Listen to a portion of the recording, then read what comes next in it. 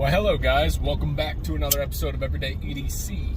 My name is Tyler, and we're going to do a pocket now. And this isn't what's in my pocket, but this is kind of in my truck, and this is going to sound really weird. This is like one of my favorite knives to fidget with. Less about the fidgety click, click, click, click, click, more about the sound. Listen, it's so awesome. And then this back lock is nice. Now, this is a Spyderco native in M4 Blade HQ, by the way. This is probably my only and maybe favorite backlock knife. I liked the 8010, which was really good actually, but I didn't like the disengage of it as far as the fidget factor. In use, I mean, it's a beast, right? But I really do like this. But this isn't on the list today. Also, in my backpack, which I've been kind of picking out like the pocket clip and stuff because I don't carry it as much, is the Spyderco Shaman with my Arima scales. Also with me, it's kind of a Spyderco Monday. It's pretty cool. So let's get into my fifth pocket knife. All right. So in my fifth pocket knife, which really isn't a fifth pocket knife, but it gives me an excuse, is my Spyderco Para 3 in S45 VN. Yeah, that's what it is. Now these are apparently some Cerberus scales with the radar configuration. I did dye them. I dyed them like a black, so they came out with like this blackish brown / red. And then I also did a stonewash acid etch to the blade, which isn't coming out right here, but I was going for that kind of like darker look. I tried to blackwash. I'm gonna have to do some more research. I tried my first go at blackwashing some titanium, which is why there's some color there, and I ended up just warping the titanium and coloring it. So I was using WD-40 as my oil base. I probably need to go to a thicker oil, but it didn't work out and it warped that piece. So I'm not sure that you can do that after the part's already been formed and keep it, because like I was thinking about doing it to some scales. Actually, there's other knife scales that are in my pocket, and I don't think it's a good idea anymore. I think I'm gonna warp the scales. Anyways, this is my Para 3, got the radar scales on it. Actually really digging this now.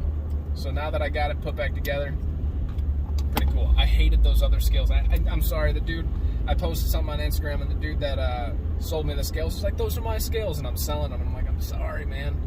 I just didn't respond. I was kind of embarrassed. They're really well done. They're Kaironite, and they're beautiful. But then in hand, it just feels cheap. They're like these really thick. I'm not saying the work's cheap. I'm saying they make the knife feel cheap, because when you put them on, they're like these really big. They almost make it like a toy. It's like if you were to pick up that plastic toy hammer. Let's say it's a solid piece of plastic, but your son has a toy hammer, right? That's kind of how it felt in hand, and it was super slick. Like I couldn't keep my hands on it. This, if I wanted to use this as a worker, clearly I've already, acid washed the blade and stuff, which I was gonna try to get a better blade steel than S45 because I like collecting stuff that's unique. But I figure, hey, what a better user steel than S45? Guys, after I did the acid etching on this, I took it to my Veneve stones, which I don't remember the micron, but basically it's the equivalent of like 120 grit and 400 grit. Which it's not. With Veneve, that 120 grit's probably closer to 400 grit, and that 400 grit's probably closer to 900 grit. That's kind of just the way it feels, but that's the way the microns interpret. Holy smokes! I was able to put a hair-popping edge, probably one of the sharpest edges that I've ever done, within like 25 minutes. Because after you acid etch a blade, you got to redo the edge, right? Oh man, it took an edge so nice, so quick. I was like, that's sharp already?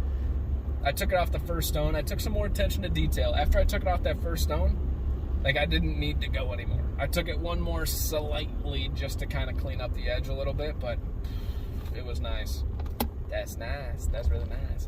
All right, so in my pocket today, my main carry, which it's freaking hot in here, so I don't care if it gets loud. Sorry about the AC. My main carry today is the Para 3's older brother, the Spyderco PM2. I was just talking to myself about how you have awesome action. Alright.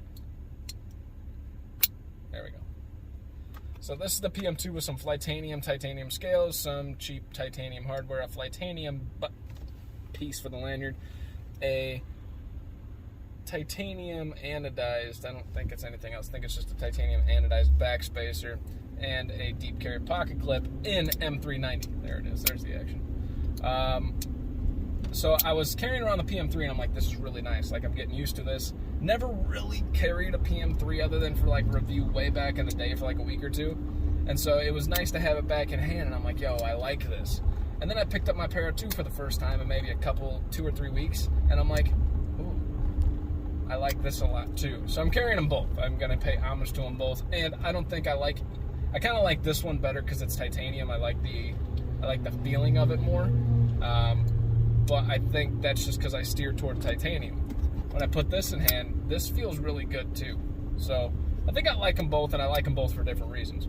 But anyways, it's a Spyderco day, guys. I got the Shaman in my bag. The only one I don't have that I own, I believe, is the Smock. And I have a Tenacious at home too. I also have a Spyderco Astute that I did a project on, and it failed. So the whole parts and everything are sitting in a bag in my closet. I was going through my shit the other day, and I'm like, oh yeah, this is like the graveyard of knives that never made it out of the modding process. But anyways, Spyderco Para 2, I really like this. Like I said, this is an M390. This feels really good. It's super solid. It took me forever and to buy new washers, but I got it centered and I got the action. Not drop shut, but that's kind of why I'm taking them in today too. So I want to try and see if I can make them. This one, I couldn't get rid of the blade play without having good action. And I taught myself a new trick recently that I kind of talked about in another video that I think I can do both. So, anyways, that's all I got for you guys today. Failing at flicking. My name is Tyler. This is Everyday EDC. You guys stay sharp, stay safe, and have a great freaking rest of your day. Thanks for watching, guys.